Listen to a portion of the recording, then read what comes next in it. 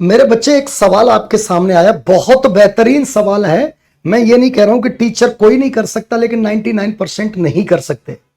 ये exponent based सवाल है, जरा एक बार ध्यान से देखो।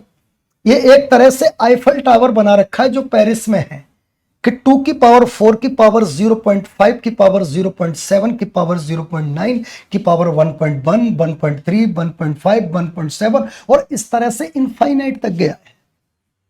कह रहा है कि इस सब की जो वैल्यू निकल के आएगी वो x है, तो x टू पावर x का मान निकालना है आपको। मेरे बच्चे ध्यान से इधर ध्यान दीजिएगा, इधर देखो। यहां पर कुछ एक्सपोनेंट्स के बारे में हमें थोड़ी सी जानकारी जुटानी पड़ेगी।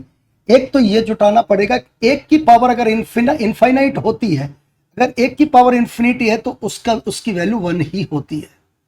अच्छा, 0 की पावर अगर इंफिनिटी होगी तो उसका मान 0 ही होता है, ठीक है। लेकिन अगर 0 और 1 के बीच की कुछ वैल्यू होगी, बेटा क्या 0 और 1 के बीच की कुछ वैल्यू होगी और अगर उसकी पावर इनफाइनाइट है तो भी उसका मान 0 ही होगा।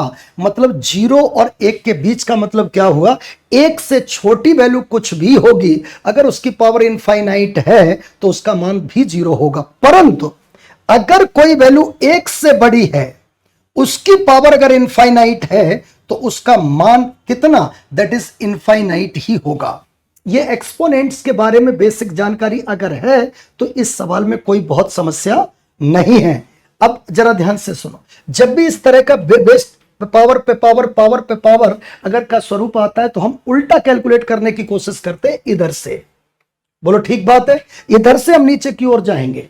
अब जरा ध्यान से सुनिएगा, ये 4 पॉइंट्स मैंने आपके सामने लिखे हैं कि sir 1 to infinity 1, 0 to infinity 0 और 0 और 1 के बीच की कुछ भी वैल्यू होगी उसकी इंफिनिटी 0 और 1 से ज्यादा अगर इंफिनिटी कर दे तो उसका मान इंफिनिटी होगा। मतलब मैं कहना चाह रहा हूं कि 2 की अगर इंफिनिटी कर दे वो भी इंफिनिटी होगा, सर 3 की इंफिनिटी कर दे वो भी इंफिनिटी होगा, सर 3.5 की इंफिनिटी कर दे वो भी इंफिनिटी होगा।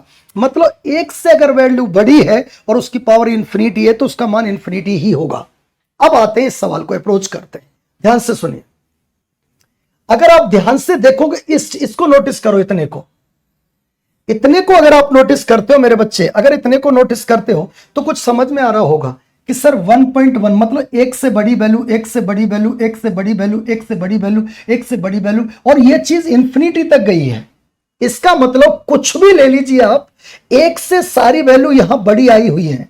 अगर 1 से सारी वैल्यू यानी सारी 1 प्लस वैल्यू है, अगर ये सारी 1 से बड़ी वैल्यू है, उन्हीं पे पावर पे पावर पे पावर पे पावर पे पावर लगा है, इसका मतलब कहीं ना कहीं ये वैल्यू क्या बनेगी कि सर इंफिनिटी पावर में आ रहा है। अगर इंफिनिटी तक जा रहा है तो ये बात क्लियर है कि 1 से बड़ी वैल्यू का इंफिनिटी केस बन रहा है, तो इसका इंफिनिटी वैल्यू अप्रोच करेगा, यानी इतने की वैल्यू क्या अप्रोच करेगा, इंफिनिटी।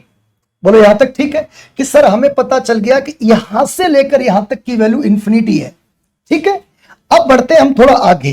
अब जरा इस पे आते हैं, अगर आप ध्यान से देखोगे ये वैल्यू आपकी 1 से छोटी है और 1 से छोटी की पावर अगर इंफिनिटी है तो बताओ उसकी वैल्यू क्या होगी, सर उसकी वैल्यू 0 होगी।